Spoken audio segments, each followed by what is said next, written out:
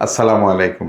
সুপ্রিয় নবম এবং দশম শ্রেণীর শিক্ষার্থীরা, তোমাদের জন্য অধ্যায় ৩ এর বীজগাণিতিক রাশি এই অধ্যায়ের সিকিউ এবং এসকিউ সিরিজে তোমাদের স্বাগতম। আমরা মূলত অধ্যায়ভিত্তিক সিকিউ এবং এমসিকিউ না, এসকিউ যেগুলা পরীক্ষায় আসার মতো সেই ধরনের অঙ্কগুলা আমরা ধারাবাহিকভাবে সমাধান করব। তো আজকে আমরা ৩ নাম্বার গাণিতিক সমস্যাটি সমাধান করব। দেখো, এইটা এসকিউতে আসার সম্ভাবনা খুবই বেশি। ছোট অঙ্ক বলছে 2m সমান 10 প্লাস 4√6 যদি হয় তাহলে আমাদের √m এর মান কত। আচ্ছা, খেয়াল করো তো, √m এর মান কত, কিন্তু এইখানে যেটা দেওয়া আছে, এইখানে যে মানটা দেওয়া আছে এইখান থেকে তোমাকে মূলত কি করতে হবে, √m এর মান বের করতে হবে, √m। তো এইখান থেকে যদি আমরা কোনোভাবে m এর মানটা বের করতে পারি তাহলে ওইটাকে উভয় পক্ষকে বর্গমূল করে দিলেই তো হয়ে গেল।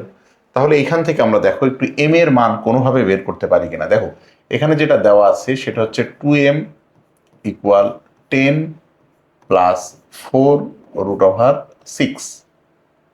আচ্ছা, m এর মান বের করবো মানে তার মানে আমাকে এখানে m এর পাশ থেকে 2টা সরাইতে হবে।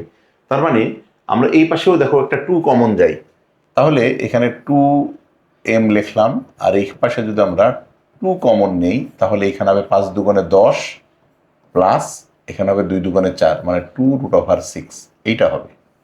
এখন আমরা উভয় দিক থেকে m এবং m বাদ দিয়ে দিতে পারি, না 2 এবং 2 বাদ দিয়ে দিতে পারি, তাহলে m সমান কত হবে, m সমান হবে 5 প্লাস 2√6।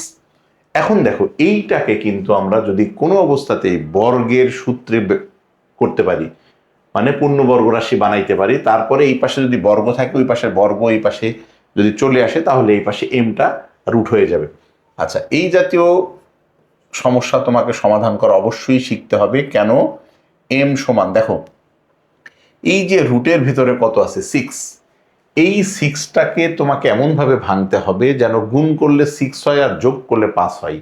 তার মানে আমরা যদি 3 এবং 2 নেই তাহলে 3 আর 2 যোগ করলে 5 হয় আর গুণ করলে 6 হয়। তাহলে খেয়াল করে দেখো তো, এই আমরা 5কে এমন লিখতে পারি 3 প্লাস 2√6 প্লাস 2। তার মানে আমরা 5কে লিখলাম কি 3 আর 2, আর এখানে মাঝখানেরটা যা তাই আছে। এখন এইটাকে যদি আমরা হোল স্কোয়ার আকারে ভাঙি তাহলে কত হবে দেখো তো, m সমান, এইটাকে লেখা যায় √3 তার হোল স্কোয়ার। কেন লেখা যায়? আমরা জানি স্কোয়ার এবং রুট এই দুটো কাটাকাটি হয়ে যায়, তার মানে 3 থাকে। তাহলে এইটাও হলো আমরা a প্লাস 2, a মানে হচ্ছে √3 ইন্টু b মানে আমরা √2 সাজাবো, আর এখানে আমরা √2 তার উপরে একটা হোল স্কোয়ার দিয়ে দিব।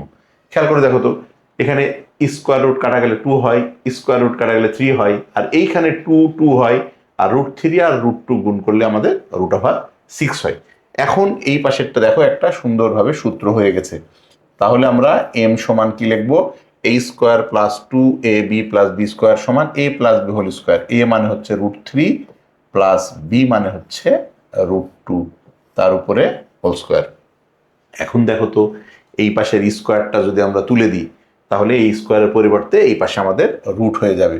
তাহলে কত আসছে এখানে, √m।